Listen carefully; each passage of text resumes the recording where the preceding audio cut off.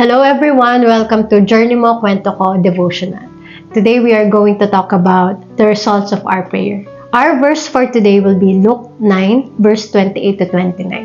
And it says here, "Now it came to pass about 8 days after these sayings that he took Peter, John, and James and went up on the mountain to pray. As he prayed, the appearance of his face altered and his robe became white and glistening." As the scripture says, Jesus prayed on the mountain. How are we going to communicate with the Lord? It's through prayer and through our quiet time. And we have the best example for this one. It's Jesus. He was intentionally and making time through prayer to his Father. Sometimes God is just asking for us to communicate with Him on a constant basis. No matter how busy we are or daily life basis, God is asking for our time through prayer. And it says that the robe became white and glistening. Our heart will eventually change, and it is the personal transformation through prayer. Nothing changes a person's inner being as much as spending time with the Father.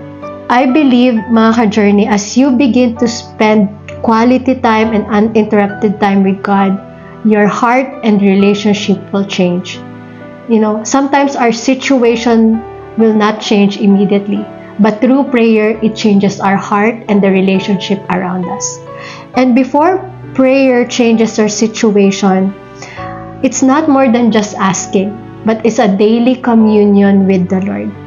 It's about deeper connection, and through prayer, you will find peace, guidance, and strength to navigate life's challenges and struggle.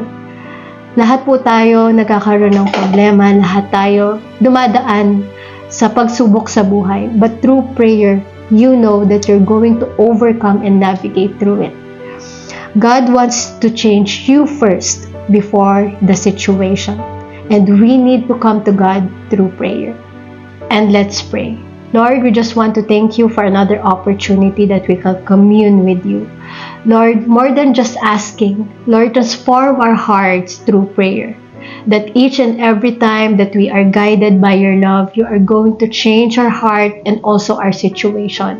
Lord, thank you for giving us Jesus as the best example through prayer. We gave everything in Jesus' name we pray. Amen. And that's all for today, and this is Leah. Maraming salamat po for taking time into our Journey Mo Kwento Ko Devotional, and hope to see you again next time.